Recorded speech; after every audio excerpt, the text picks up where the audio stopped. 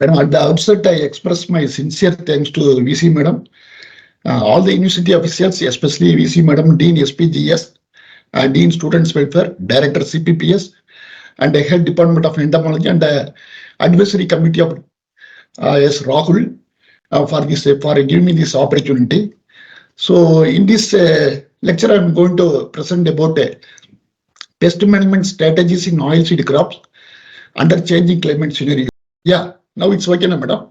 Yeah, now it's okay. Okay. We are in the content slide. Yeah. That's all you want. Okay. In this lecture, I'm just going to cover the current status of oilseed crops in India and the impact of climate change on oilseed crops and their insect pest. Pest challenges and management strategies in oilseed crops under changing climate scenario. This is the coverage of our All India coordinated research project on oilseeds. Based on the last 20 years research work, I have compiled this information. And similarly, as Madam told, our research work considering the climate change scenario and increase of temperature and UV radiation effect on biopesticides, because in the recent years, organic farming is gaining more importance, and biopesticides is one of the predominantly used eco-friendly method. So we initiated works on micro-encapsulation of biopesticide formulation to provide environmental stability. So I'm going to share this all aspect. Murugan, you are not audible. You have muted the mic. Oh, okay. Now it's okay, madam. Okay. So coming to the production and area contribution of different oilseed crops in India, among the different 9 annual oilseed crops, only 3 crops, soybean, rapeseed, mustard, and groundnut alone contributes 90% of the area and production. The other crops are minor and contributes only 10% of the area and production. But if you just among the different states, only 4 states, Madhya Pradesh, Rajasthan, Maharashtra, and Gujarat contributes almost 75% of the area. So this is the status of oilseed crops in India. So, but if you see the productivity of our oilseed crops in comparison with the world average productivity, almost 50% of the yield productivity is very low in India. It is the average of all 9 annual oilseed crops as compared to the world productivity, except in castor, our productivity is lower than the best productivity countries. So the main reason is maybe because of the most of the oilseed crops are cultivated and rain-fed cultivation by the small and marginal farmers, but also it's susceptible to some of the key insect pests and diseases are also one of the reasons.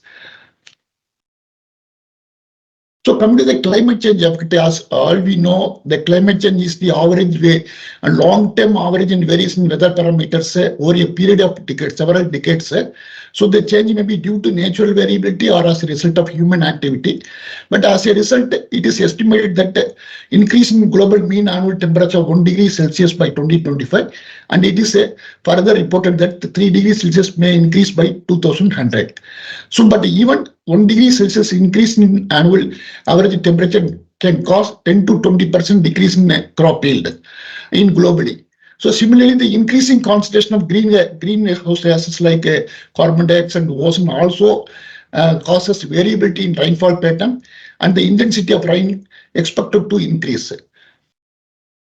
So come to the effect of climate change on oilseed crops, but compared to the cereals and millet crops, mixed effects of climate change on oilseed has been reported, especially some of the soybean and castor, it is advantageous to the crop, but in groundnut and mustard it was mixed effects reported. But in another report, an average of 9 to 80% reduction in yield in soybean has been reported due to climate change by 2050. Similarly, in other crops, 20 to 30% expected yield reduction has been reported due to the climate change effect. However, most of the oilseed crops, almost more than 66% of the crops are cultivated in rain-fed condition. So any change in rainfall pattern may have significant impact on the production. So coming to the impact of climate change on insect pests of oilseed crops, but if you see the present yield loss, which is reported to be 25% in different oilseed crops, which is showing an increasing trend as compared to the 1960s, which is earlier reported only 5%. There are several reasons, and climate change is also one of the reasons. Especially there are reports in not only in oilseed crops, in other crops also. There is an extension of development season of the pest, and similarly, both pest and crops. Similarly, expansion of geographical range of several insect pests and expansion of host range. And there are several new pests have been reported. And similarly, changes in population growth rate, which is clearly indicated in semilubricant and proper population, different oilseed crops, and increased number of generations has been reported. That very good research has been done on castor crop, especially showing the increased number of generation per year. Similarly, increased frequency of pest outbreaks reported in several crops that we will see in the future slides. The other important one is the pollinator limitation, because bees are the important pollinators, and there is based on the climate change, decrease in pollinator occurrence was reported. Especially oilseed crops are highly dependent on bee pollination. Except groundnut, all other oilseed crops are benefited by the bee pollination. So because of this climate change, there is a drastic reduction in the pollination and behavior, and also seed setting and further oil content, especially in sunflower and Niger crops, it is important. So based on our All India Counter Research project on oilseeds, based on the 30 years report, what we identified is some of the minor pests assumed as major one, and there is a lot of extension of development season of the pest, especially whitefly, which is occurring throughout the year nowadays, and expansion of host range and outbreaks has been reported in different crops. Especially soybean, it is the introduced crop. When it became popularized, there was no insect pest at all, but there is an increasing trend of stem fly. Several species of green semiloopers, griddle beetle, and tobacco caterpillar has been reported, and also the incidence of pod borer, helicoverpa armiger also is increasing in soybean. Similarly, in mustard, the increased incidence of Bihar hairy caterpillar has been reported. Similarly, in Western India, earlier painted bug was the incidence was not reported, but nowadays it is reported in Western India also. Similarly, in Eastern India, softly incidents which were not reported earlier are also reported now. Similarly, in groundnut, these thrips, there are several species complex of thrips, increasing trend was recorded. Similarly, vine crepe also causing a severe damage in groundnut. So coming to the sesame, recent years, including Tamil Nadu, Virthacham has also reported a new pest, breed bug, and it is spreading throughout India. This breed bug. So considering this importance of the pest, direct damage to the flower pot, it is one of the important pests to be managed in the subsequent year under changing climate scenario. Similarly, sunflower, there is one new report of stem borer has been reported in Maharashtra. Similarly, chaffer beetle, it is attacking flower head of the sunflower has been reported in Karnataka, and the leaf hopper population increasing not only in Rabi season, in other seasons also throughout India. And considering safflower, it's one of the important Rabi oilseed crop, and new pest recorded in Maharashtra, the Gujia weevil, which is significantly damaging seedling stages and completely damaging the crop, and leads to failure of the crop in Maharashtra areas. Similarly, in case of thrips, as the report, there is a lot of species change occurred in castor. The earlier reported thrips was Retithrips 3 acres. As we discussed now, in Chile, there is a problem of mite, yellow mite and red spider mite. Similar thing happened actually 10 years before. If you see the castor thrips was only Retithrips 3 acres. But if you now see, it is completely replaced by Cytothrips dorsalis. What happened in the Chile nowadays with the thrips parvispinus. Similarly, this whitefly is increasing trend across India, including Tamil Nadu, especially during Rabi season. This is because of the variability in sowing time, because based on the rainfall pattern, when the delay in sowing pattern leads to the increased incidence of whitefly, especially in Tamil Nadu. And similarly, there is an outbreak of Bihar hairy caterpillar in Gujarat only in the recent years. Similarly, in Gujarat, 5 to 10 years before, there was no incidence or very low incidence of capsule borer. But in the recent year, it's increasing more than 50% in Gujarat area, because Gujarat is contributes 80% of the area and production. And these outbreaks of Bihar hairy capsule is important thing to be considered for effective management of the pest in castor.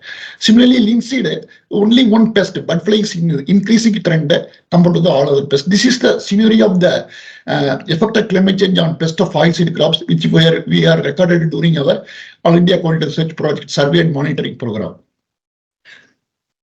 So coming to the under changing climate scenario, the pest management strategies should be focused not only through IPM and it should be through seed health management, especially selection of high yielding varieties or hybrids and are resistant to pest. And this is the basic aspect which gives protection to the seed and also the seedling stages.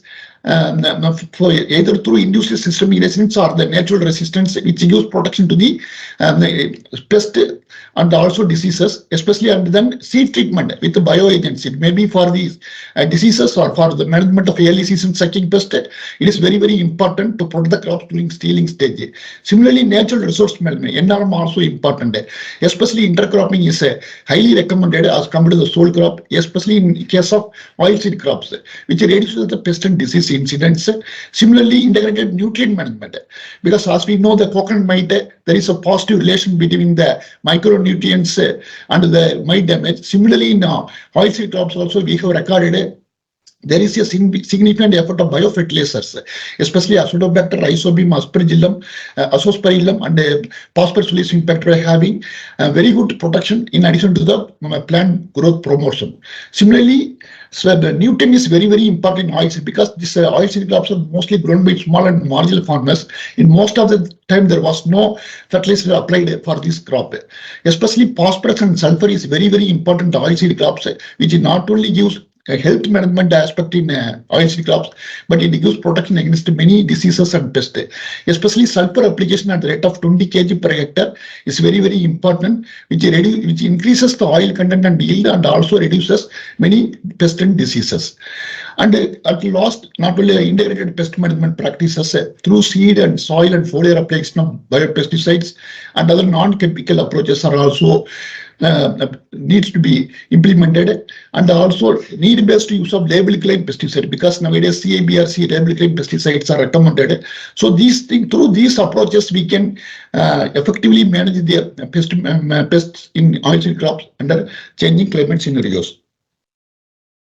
So coming to the soybean is the almost 40% of the area and production is occupied by this important crop. Actually, this crop initially introduced as a high protein crop, but now it is established as a oilseed crops, and it is used in several product wise, and the oil is being used in northeast states for cooking also.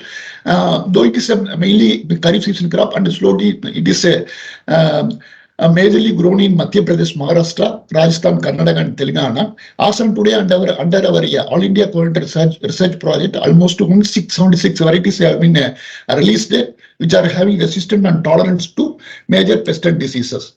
And these are some of the recently released during last 10 years, recently released varieties, especially this JS2034 and the NRC7, they are having multiple resistance to both pest and diseases. And similarly, some other hybrids like DSP23-2 and DSP32 having multiple resistance to both pest and diseases. This can be recommended for the farmers to replace the already existing susceptible varieties or low yielding varieties. It needs to be implemented in case of soybean. Similarly, as I told, seed health management is very, very important. And our IUR, we have very good biopesticide laboratories and we have expertise in both production, formulation, and the commercialization of the product. Especially, there are several trichoderma-based, Trichoderma horsianum, and Trichoderma aspergillum-based formulation we have developed. Especially under changing climate scenario, we have developed BioCoat, which is a biopolymer-based trichoderma, and also biofilms. And multi-layer seed coating technology also we have standardized, which includes biopolymers, bioagents, and pesticides, and also plant growth promoting rhizobacteria, which are effective against seedling stage diseases like macropomina root rot and also some of the cholera diseases. And this we have established in almost all the oilseed crops. So this will give initial protection against diseases, and also it promotes the growth, which is giving induced systemic resistance to the some of the major pests of oilseed crops. So coming to the, as I indicated, intercropping is one of the important aspects in the case of oilseed crops. So here in case of soybean, intercropping of soybean with the short duration PNP or maize in the ratio of forest to reduce the pest and also increase the profitability. Similarly, there are several PGPR have been identified, especially that is Brady ratio strains have been identified for improving the nitrogen fixation and also productivity. With the fertilizer, especially coming to the recommended fertilizer, application of 30 to 50 kg per hectare sulfur is recommended for soybean, not only for increasing the oil content and yield and also reducing the pest and diseases in case of soybean. So coming to the pest, as I already explained, there is an increasing trend of many pests, especially stem fly during the seedling stage and griddle beetle during the vegetative stage. And similarly, Sporoptera and Simulooper. There is 3 species of Simulupers, especially more prevalent in Madhya Pradesh and Maharashtra. It is the more problematic. And similarly, some outbreaks of hairy caterpillar, especially Bihar hairy caterpillar, has been reported in soybean crop in the recent years. So for the best method in soybean is the mechanical collection, because most of the cases, especially this griddle beetle infestation and egg mosses and gregarious stages of the caterpillars and tobacco caterpillar and Bihar hairy caterpillar is the best option, because in Kharif season, because of continuous rainfall, there is a problem of applying insecticides. So this is the one of the best options. Similarly, installation of bed purchase at the rate of 50 per hectare proved to be effective against many leptopteran pests, because this predatory beds prefers the leptopteran pest. Similarly, DWAR developed a liquid formulation of BT 127 SC formulation. This is based on high temperature tolerant potential strain of BT Kustaki, which is effective on several leptopteran pests, including less susceptible pests like Sporoptera litera and also like other Semilooper and hairy caterpillars. Similarly, spraying of any diamide insecticides or spinoside effective against major leptopteran pest, and even these diamide insecticides also recommended for the management of stem fly in soybean. So similarly, IUR has developed commercialized several formulations of biopesticides, especially this liquid formulation of Bavaria bassiana, Mycogard, which is commercialized to 6 private companies, and similarly this high concentrated DORBT 127 SC formulation, which is already data has been generated for commercialization. Similarly, with the 67% active ingredient of high concentrated vegetable water dispersible granule also we have developed, and these are some of the commercial formulation we have developed for the management of insect pest of oilseed crops, especially which is having label claim for pod borer, Semilooper and tobacco caterpillars. And in addition to our previous product, BT1 vegetable powder formulation, which is already commercialized to more than 50 companies, including, and we have got recently the permanent registration for this product. So, but our recent products are better than this older product in comparison with the better persistency and temperature tolerance to the temperature and UV radiations, especially using high tolerant temperature strains we used in the formulations. So this actually we have conducted last 5 years several multi-location trial we conducted through ASCRP, almost 29 locations in 11 states we have covered. So this liquid BT formulation not only at the rate of 3 ml per liter, not only effective in soybean, and it is also effective on sunflower, castor and groundnut crops, almost for all the major leptopteran pests, including the less susceptible Sporoptera litera and Exigua populations also. It was found effective in different locations. So this all about soybean. Coming to the groundnut is an important oilseed crop, the equal demand for food use also. And similarly, among the different countries, Tamil Nadu is one of the important states of growing groundnut in India. And among the different challenges, pest and diseases is one of the important in groundnut production. So through ASR system, as of today, almost 238 high-yielding groundnut varieties have been released there, and which are many of them are tolerant to biotic and abiotic stresses. These are some of the popular and most commonly used by the farmers. But in addition, the recently released Kadiri varieties like Chitravadi and Lapakshi, they have very good resistance to sucking pest and also leptopteran pest. And this, especially this Lapakshi, it is having very good resistant to many pests, including Sporoptera litera, and we have demonstrated this one in the farmers field during our adapted villages, and it was excellent in protecting the resistant to many insect pests as compared to the farmers varieties, which is already grown by them. Similarly, this DH256 released from Madhya Pradesh also having very good resistance to many leptopteran and sucking pests. These are some of the popular hybrids. So in case of groundnut also, this intercropping with the red gram or castor or with the soybean or with the millets, especially bajra, reduces the major pest and diseases. Similarly, like sulfur application in soybean, here gypsum application is very, very important. As this is traditionally followed, but still I am stressing this one. Application of 400 kg per hectare, especially in pegging stone stage, it increases the filling up of pots and enhances protection, and also it gives protection against some of the soil-borne pathogens also and the soil-borne pest also. And similarly, we have identified several PGPR strains of Bradyrhizobium, Bacillus, Pseudomonas species, and also abiotic stress alleviator, especially based on Bacillus and Pseudomonas under our ACRP system, which is effective against not only against abiotic stresses and also gives induced systemic resistance to the biotic stresses in groundnut crop. So coming to the major challenges of insect pest in groundnut is mainly by tobacco caterpillar. It is increasing trend. Similarly, leaf miner it's a regional specific only in Anandapur area. It is a major problem.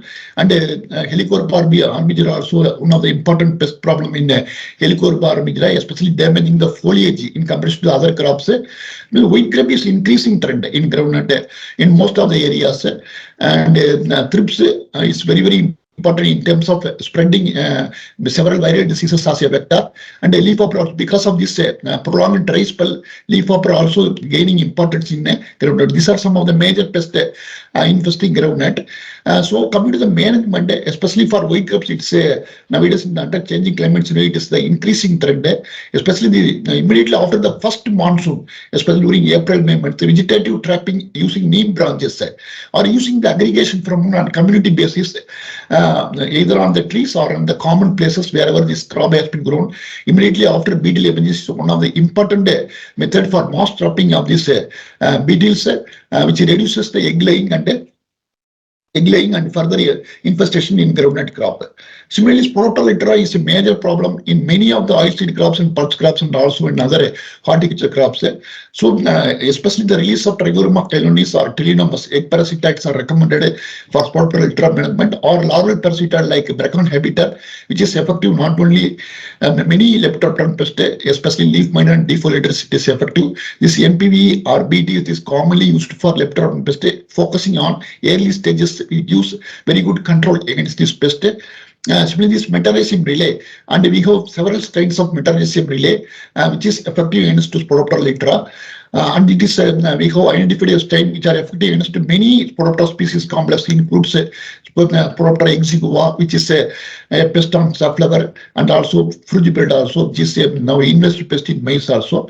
Similarly, for the management of defoliators, we can use the diamide insecticides or now which are safer to the natural elements of the groundnut ecosystem. Similarly, any neonicotinoid insecticide can be used through seed treatment or a soil application for management of sucking pest. And even these neonicotinoids are effective against white grabbers also using as a seed treatment. So coming to the third crop, the third major oilseed crop is the rapeseed mustard. It is one of the important rabi oilseed crop. However, it is the yield loss due to the insect pest reported to be 70 to 55%. The major pest are mustard aphid. Mustard aphid is a regular and major pest. Still, it's in the increasing trend. But this painted back and mustard supply, it is expanding its locations for the infesting in newer areas of these newer areas in mustard growing areas. Coming to the pest management strategies, especially this growing of Indian millet, wherever this aphid is a major problem, you can recommend Indian mustard, Brassica juncea, as compared to the rapeseed, which is tolerant to aphid and higher yield than rapeseed. Similarly, early sowing, which escape from the aphids and other diseases, seed treatment with the neonicotinoids will give effective control against painted bug. And similarly, application of irrigation is very, very important, especially first irrigation at 3 to 4 weeks after sowing for management of painted bugs is very, very important. Similarly, timely irrigation helps in killing softly larvae through drowning. As we Licanicilium licani, which was effective in reducing the aphid population almost more than 80% under high humid conditions. Similarly, there are a lot of natural enemies have been recorded in mustard. So the conservation of natural enemies is one of the important aspects in mustard crop. So coming to the mustard in other minor crops, I will go quickly cover the crops. Sesame is one of the important oilseed crops, and it is having a high demand for confection and food value, and it is having high export potential, especially coming to them because of many of the people, madam is working pesticide residues. Madam, in sesame, pesticide residue is a major problem, which because we have 10,000 crores annual market demand for the export. But because of this pesticide residue, especially common organophosphorus synthetic pyrethroids and ethylene oxide. Ethylene oxide is the major problem in rejections in export. So if possible, some of the students can initiate work on this aspect, madam, because the storage pest like rice moth and red flower beetle, they are treating with the insecticides in under storage conditions, which is giving a lot of problems. And also ethylene oxide also, a lot of reports are coming. So possibly in your future student work, you can initiate this work, madam. You can apply for some extra funding also. But especially in the field condition, the loss due to the insect pest ranges up to 90%. It varies from location to location. But especially the major problem is due to leaf fiber and capsule borer because it affects almost all the leaves, the flowers, and capsules, which is sometimes 100% yield loss has been reported. Similarly, this gallfly, Bihar hairy caterpillar, also reported as an occasional pest in some of the areas. And leaf hopper, Voracious albicindus, it's very, very important in terms of vector for spreading the phytoplasma diseases. So these are some of the major problems in sesame. In comparison, recent years, this merit bug is also getting importance in this crop, not only in Tamil Nadu and also in other areas of sesame growing states. So these are some of the recently released varieties of sesame, especially this Virtachalam BRI3. It is having moderate resistant to shoot ember and capsule borer. And similarly, especially CUMS 70, it is having very good resistant to phyllodes, which is released for central all the state, which we are popularizing nowadays. Coming to the pest management strategies in sesame, as I told, in the recent years, several improved varieties were released, especially CUMS 70. Which is released from West Bengal, and GT10 released from Gujarat, but it can be grown in almost all the areas. We have also tested it. It is having good amount of phyllodes tolerant and very early maturity and small leaves. It is less preferred with leaf hoppers. So these varieties can be popularized or validated in your locations. Similarly, intercropping with any pulse crops or millets reduce the incidence of insect pest diseases in sesame. As I told, in sesame, these predatory birds, including black tarago and other minor birds, it is a very good predator for capsule borer. So this installation of this can be recommended to the farmers. Similarly, this Parthidium and Trifolium are the host of alternative host of phyllodes. This should be reduced, removed from the sesame growing areas. As I told, seed treatment or foliar application of neonicotinoids or application of diamide insecticide against leptopteran pest are effective in sesame. So coming to the castor, we have regular pest of semilooper and tobacco caterpillar and capsule borer. It is in the increasing trend under changing climate scenario, especially capsule borer, which is not reported in Gujarat, also reported in the recent year.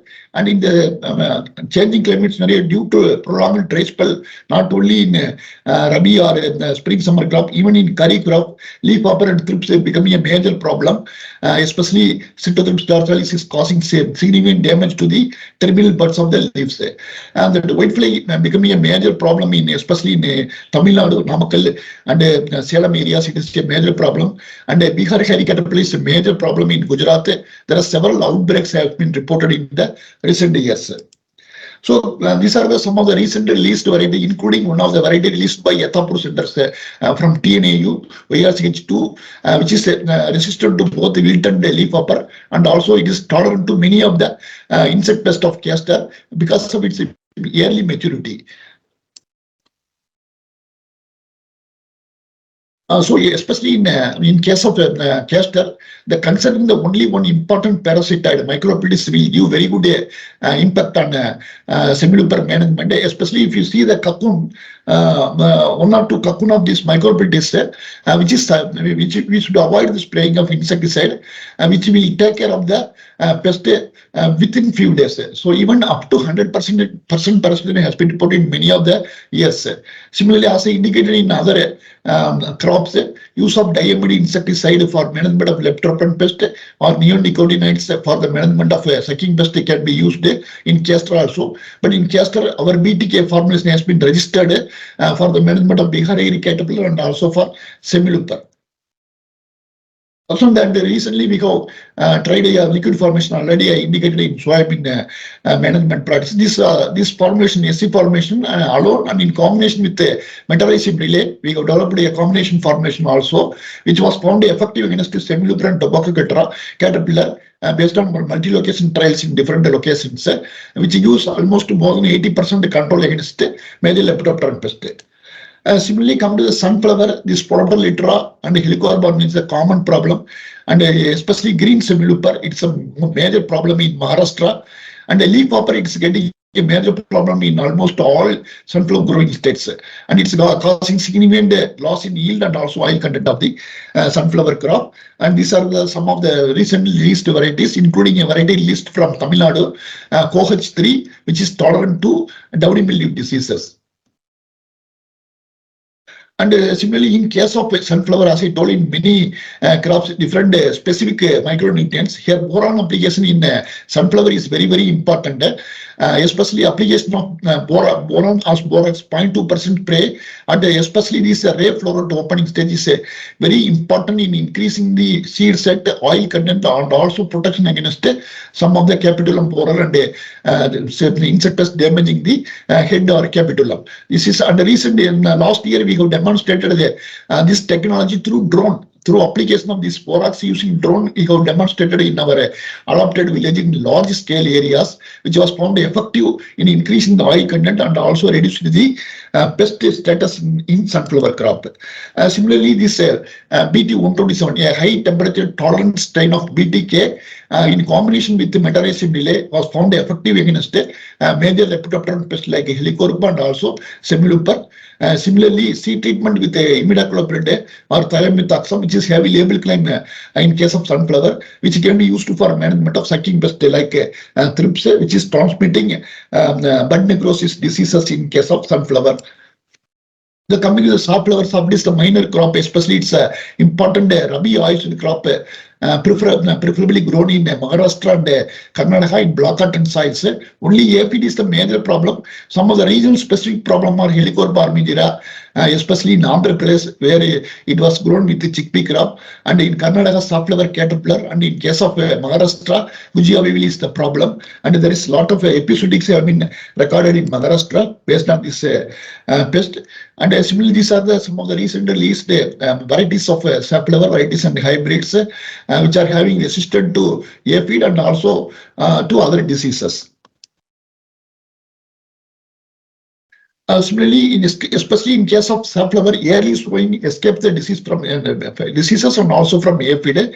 Similarly, intercropping with non-host crops like wheat, because it is a rabi season crop, wheat, linseed or coriander can be grown with this crop to reduce the incidence of aphid and safflower caterpillar.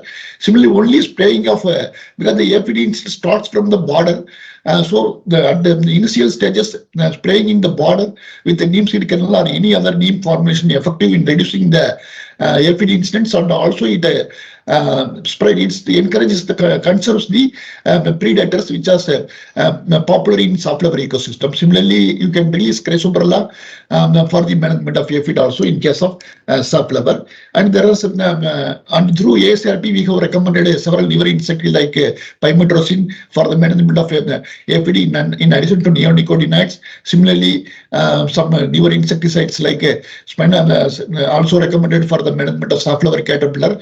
And only 4 insecticide has been registered for this safflower crop in CIBRC.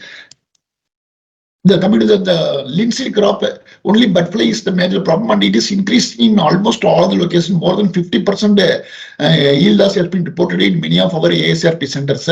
And but the yield loss ranges from 2 to 70% across different locations. So in case of intercropping of linseed with the chickpea or mustard reduces bud fly infestation. Similar like other crops, bird perching, installation of bird perches effectively reduces the helicorp and bud fly infestation, and you can use light trap or attractant like jaggery, just to 1 kg in jaggery mixed in 75 liter of water, which can lure and attract the adult bud flies, and it will be killed. Similarly, any safer insecticide or mechanical formulations can be used in linseed for the management of major pest. Come to the Niger. Niger, most of the time there will not be much problem, but in some of the areas like capsule fly, Niger caterpillar is a major problem. Similarly, Helicorpus propter is a common problem in almost all the crops, including Niger. And aphid is some problem in some of the, especially in Gujarat and other Madhya Pradesh areas, it is a problem. So especially in Niger, it's completely depend. Its seed setting completely depends on the pollinators. So almost all the except honeybees, there will not be any seed setting. So it is under changing climate scenario, this pollinator in decreasing conditions. We got to encourage the beekeeping, especially in Niger and other oilseed crops, except groundnut. In all the crops, the yield increase has been reported. So recommendation of 3 bee colonies of Italian bee per hectare or 4 per hectare of Indian honeybee is recommended for increasing the yield content in Niger. In addition to the rock bee, which is native to the many of the Niger growing areas. Similarly, application of safer biopesticides and neem formulations are recommended because several parasitoids are reported in Niger, which gives almost more than 30 to 80% parasitization. So this is one of the important aspect in case of Niger pest management. This all about the pest challenge in oilseeds and specific to the pest management strategies. And but in case of common pest management strategy, especially due to climate change, there is a problem of expression of resistance to insect pest. So there is a report of alteration of resistant varieties, susceptible varieties to resistant, and I have already listed some of the recently released varieties with the resistant or tolerant to the insect pest. But the other important thing is the effect of climate change on the effectiveness of biopesticides, because in most of the cases there is a increase in temperature and UV radiation significantly reduces the efficacy of biopesticides and also botanical pesticides. So they are highly sensitive to these climate change effects of increasing temperature and UV radiation. And this last, all we know, the entomopathogenic fungi completely depend upon temperature and humidity.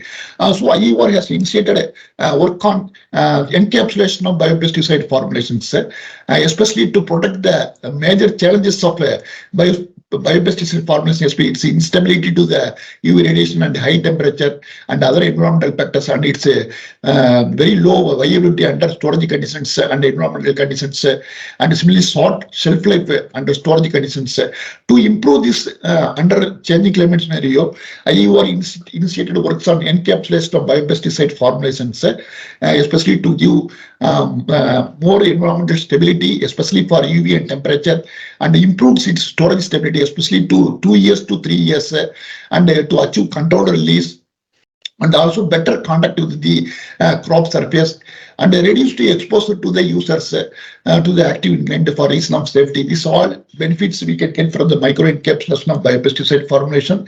So micro encapsulation is nothing but it's a process by which individual particles, it may be droplets or of solid or liquid, this is called core material, and it can be coated with a continuous film of polymeric material. It is called a shell material to produce capsules, which ranges from micrometer to millimeter range. And the process obtained by this process is called a microcapsule. So the microcapsule contains a core material, which is active ingredient. Here it may be biopesticide, BT or Bavaria or Metarhizium or any other botanicals. Similarly, the coating material is called a wall material or shell material. And here only thing we have to keep in mind is the coating materials will have high capacity to protect the active ingredient because it's a compatibility and the potential to release the active ingredient when it after spray. It's very important. Uh, there are several techniques already. It is there in the literature, like micro encapsulation techniques through physical, physiochemical, and chemical approaches has been developed. But especially spray drying and pan coating is the common method used in case of agriculture, especially for biofertilizers and biopesticides. And in the recent year, this physiochemical approaches like conservation or complex conservation is gaining importance. Similarly, solvent evaporation among the chemical approaches is gaining importance for micro encapsulation of biopesticides. But if you compare the different micro encapsulation methods, especially used in case of biopesticides, the conservation method is very simple, and it can be time record is very less and very cost effective, and it can be applicable for both solid and liquid active ingredient, and we can develop particle size ranges from 2 to 5,000 millimeter. Micro this one as compared to the other methods which is commonly followed earlier, like pan coating and spray drying methods, because the spray drying method is commonly followed, but we need a high investment equipment and also highly qualified people. But in case of conservation, nothing is required. We need only simple identified compatible biopolymers only. So in the especially this complex conservation or conservation, it is commonly used in medical field for coating of tablets. But only recent years it is gaining importance in agriculture. Only 2% it is used in agriculture nowadays. So we have initiated this work of conservation in our institute. This conservation is, as I told, it's encapsulated. It's a simple technique for coating of the active ingredient by altering the physiochemical properties of all material by changing its temperature, pH, and ionic strength. So if you use only one polymeric material, it is called simple conservation. If you use more than two polymers, then it is called a complex conservation. Basically, it has 3 steps. First one is the emulsification, and the next is the conservation, and the last one is the cross-linking. Based on this simple, we can encapsulate the biopesticides or any even pesticides and other active ingredient. Actually, these work on encapsulation, especially through complex conservation, initiated only during after 2015 only it is initiated. Especially in 2018, Singh et al. He developed a gelatin gum arabic microcapsules loaded with BT, and he prepared through complex conservation, and he standardized the protocol, and he found that these BT microcapsules have best insecticidal effect and also a better persistent effect as compared to the commonly used liquid formulations. And in 2019, this encapsulated mechanizing anisophyllae has been developed using these biopolymers like gelatin and gum arabic. And here also they have established the process for synthesis of micro encapsulation of metarhizium relay, and they found that it is having a very good enhancements of UV resistance and storage life and a better insecticidal activity against fire ants. Similarly, in 2021, it was used for the synthesis of microorganisms NPV using gelatin and CMC. And this also showed improved tolerance to ultraviolet radiation, because NPV is one of the major problems is the UV radiation inactivation. So this can be used for almost all the biopesticides for improvement of the formulation under changing climate scenario. So during last 2 to 3 years, we have initiated work on developing and evaluating BTK based microcapsules by complex conservation in our institute, and here we go standardize the process of synthesis of BT microcapsules through complex conservation method, and we go optimize all the protocols for the synthesis of microcapsules. We tried, especially we tried 5 biopolymers which is having different ionic charges, and similarly several adjuvants we used for synthesis of different combinations of especially coat materials. Initially, any formulation solubility is the major one. So based on the solubility and compatibility with the BT or other bioagents, we have selected best conservants and adjuvants for synthesis of BTK microcapsules. And based on our several works, and in addition to the solubility, again, We got tested its yield efficiency, entrapment efficiency, and also better insecticidal activity. We found sodium alginate, lignosulfate, and chitosan. They are promising biopolymers.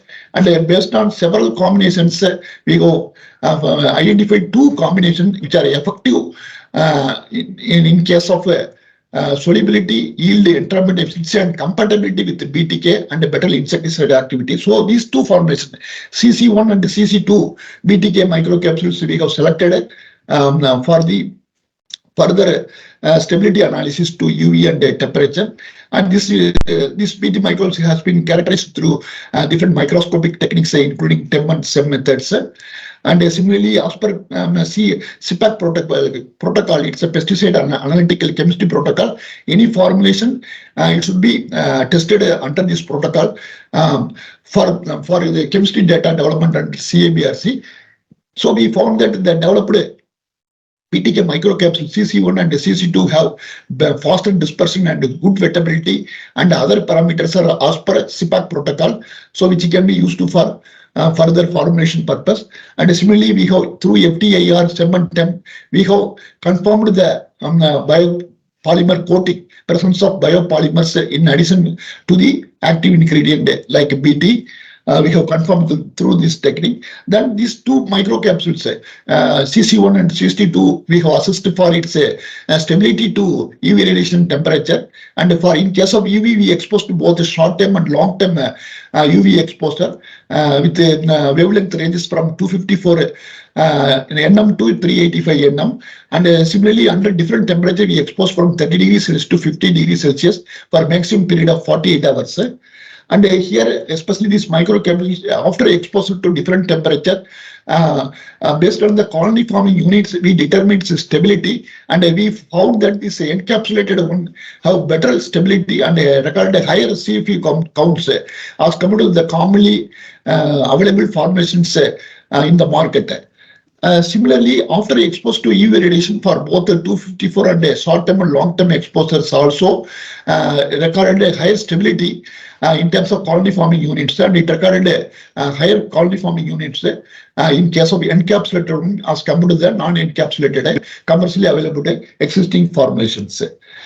Similarly, we have tested its efficacy for testing the insecticidal activity against the semilooper after exposure to different temperature, and we have tested its mortality, and we found that this encapsulated one have higher larval mortality rate over the other treatments which are conventionally followed by the farmers and other research works, especially vegetable powder, SC formulation, and WG formulations. Similar case we also recorded after exposed to UV radiation in case of both the short-term and long-term exposure, the encapsulated formulations which gave higher mortality of semilooper larvae as compared to the conventional formulation available in the market. Similarly, we have recently last year we have to standardize the dose for the field application. We tested ranges from 0.5 to 3 gram per liter, but 1.5 gram per liter all these microcapsules are effective against both leptopteran pest like this semilooper and protolentra and castor. But now we are testing this formulation under field condition and also under different temperatures under pot conditions for evaluating stability and insecticidal activity to the different leptopteran pest. So these all our work carried out under our research projects during last 2 to 3 years. So coming to the conclusion, in India, despite having largest area under oilseed crops, our country currently imports more than 50% of the oil. So there is a need to double the oilseed production to meet our current demands. The immediate way is to minimize the yield loss due to major insect pest and emerging pest and also the diseases. So especially there is a possibility of certain primary pest become primary pest as well as secondary pest and invasive pest possibilities there in oilseed crops. So there will not be a single management method is effective in all the zones to minimize the losses. So intelligent combination of methods is required to reduce the losses due to insect-based diseases in oilseed crops, especially for improving the effectiveness of biopesticides. Microencapsulation is one of the important and simple method, especially through complex co-observation or co-observation. It is a cost-effective method which includes only biopolymers which can be used for improving the biopesticide formation for effective management of the pest in oilseed crops under changing climate scenarios. Thank you. Thank you, Dr. Duryamurughan. It was a very elaborative lecture. Actually, in my personal opinion, I think that if you have projected your formulation part alone, it would have been very much useful to the student. Madam, That's my actually, personal opinion. during November, during July, madam, I presented, madam. Oh. I came for, I think, one of our For another Dr. student. For another student. For another student, So I at that time I didn't attend. completely delivered that formulation type, madam. That's why this time I got But taken this topic. why I'm telling is, but that part is really fascinating and it is really informative also. That will be useful Yes. for many of the students who are Yes, working madam. on bioagents and Okay, madam. on how to get a useful formulation. Yes, madam. Okay, Yes, so madam. the topic. Yes, madam. So And now, recently, we initiated work on insecticide resistance, madam. Actually, now one of the PhD student is working, madam. Next time possible, I will give the resistance work also, madam, because he requested a resistance, no, madam. Now yeah. we. No issue, Okay, no madam. issue. Okay, madam. Thank you, madam. So the topic is open for discussion. I think Dr. Jairani is having many questions. First, we will start with Dr. S. Jairani. Okay, madam. You know her, is it not, Duryamurughan? Madam? You know Dr. Jairani? You might be knowing. Yeah, madam, we know, madam. Madam is our teacher. Duryamurughan, Madam. very elaborately you have presented the topic. I have basic doubts. Okay, Like for white grub, you told the lure can be kept at the rate of 2 to 3 per tree. Aggregation pheromone lure for white grubs. Yeah, yes, madam. Yes, madam.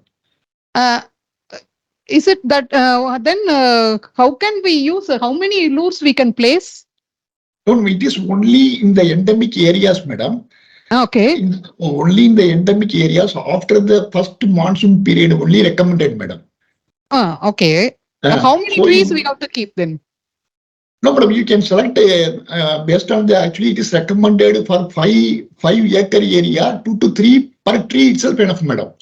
Accordingly, on community basis, in maybe one village it is recommended, madam.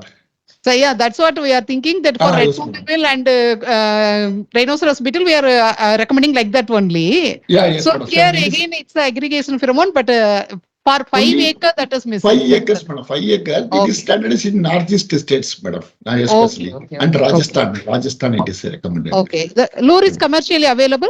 Commercially available, madam. That whatever photo I indicate, it is available in Amazon itself, madam. You can Flipkart also available. Okay. And then one more clarification. You told for safflower, the important pest is helicorpa is also one of the pest on safflower, right? Yeah, yes, madam. Yes, madam. For that, you recommended intercropping with the chickpea. No, we should avoid, madam. That's what. We should avoid intercropping with chickpea. Chickpea, okay. Yeah, then it's okay. Wherever this helicorpa problem, you can avoid, madam. Wherever aphid is a major problem, we can recommend, madam. Because only in Andhra only it is a major problem. So we are avoiding, recommending Andhra Pradesh people to go intercropping with the chickpea, madam. But in Karnataka and other area, we are recommending to reduce the incidence of aphid, madam. Good afternoon, sir. Sir, in your slides, you have mentioned that clover and parthenium as alternate host for this phyllodes disease or for the vectors, jacids. It's for the phytoplasma, for phytoplasma. The phytoplasma is also infecting the parthenium and clover. Is it correct, sir? Yeah. Yes, correct. It is not phytoplasma is the alternate host for parthenium and other weeds. From where that leaf hopper will transmit to the oilseed crop. Here, one thing is in parthenium, it won't express the symptoms like sesame. Yes, sir. Because we have not noticed such the symptoms in parthenium wherever No. we know. Occasionally we can notice. In general, you won't notice. But in our area, we are noticing. But very rarely it will express symptoms.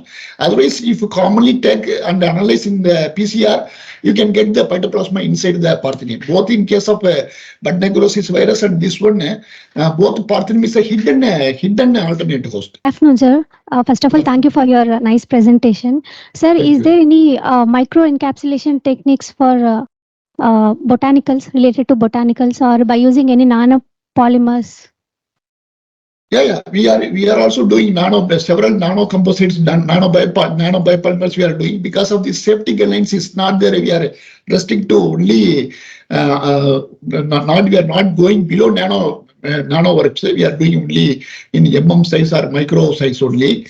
But there are several literatures for not only biopesticides or botanicals like azadirachtin and several pesticides also it is available in the literature. But it depends upon the various process. As I told, there are several chemical, physiochemical, physical processes are there. So there are several processes you can encapsulate a botanical also. Okay, sir. Thank you, sir. Thank you. Sir, good afternoon, sir. This is Aravind Raju, second PhD entomology, sir. Good afternoon. Sir, you have mentioned that for control of white grub, you have mentioned for controlling adults, sir. Is there any practices we can adopt after field was started, sir, for controlling the crops itself? Yes. Actually, seed treatment with the imidacloprid is recommended. Especially imidacloprid, it's giving very good control against white grub. And also metarrhizim alisophilae soil application also effective against white grub management. Oh, okay. Sir, then regarding the formulation techniques, my research is also on biocontrol agents, sir. Is there, how can we go for UV protectant in formulation, sir? UV protectant. Yeah. Actually, the adjuvants you are using, adjuvants you got to select some natural UV protectant. In that case, you can get the UV protection also. Biopolymers also will give protection against UV to some extent. In addition, you got to select some adjuvants as a cross linkers. For protecting against UV. Similarly, we got tested among 9 several adjuvants. We got tested. We found that lignosulfonate and CMC it is giving very good protection against UV also. Okay, sir. That means apart from this micro encapsulation technique, we want to add some adjuvants also for UV protections like that. Yeah, along with the biopolymers, it's a core. It's a core material. You can use some of the adjuvants which is having UV protection also as a linkers. Okay. You go to standardize that protocol that is changing the temperature, pH, and other things. Okay, sir. And you got to identify the negatively and positively charged adjuvants and biopolymers so that the cross-linking will take place and the hardening will take place. Okay, sir. Thank you, sir. Thank you. Good afternoon, sir. Good afternoon. Myself is Shivashankari. Sir, in your slide you mentioned that castor is now that Schistothrips dorsalis is prevalent in castor ecosystem. Yeah. So what type of symptoms is there in castor, sir? And is there any virus transmission has happened due to Schistothrips, sir? Is there any report in? Actually, in castor there is no virus diseases reported. But in case of thrips, as I told earlier, the thrips reported was Reticthrips rheacus. It majorly damages the tender leaves. But the recent last 10 years, it is completely replaced by Schistothrips dorsalis, which is damaging the tender shoot and also flowers and immature capsules. Immature capsules, so which leads to dropping of flowers because of this rasping and sucking, which leads to blockading and drying of the developed flowers and also immature capsules. So it will drop down and it will completely affect the setting of the capsules.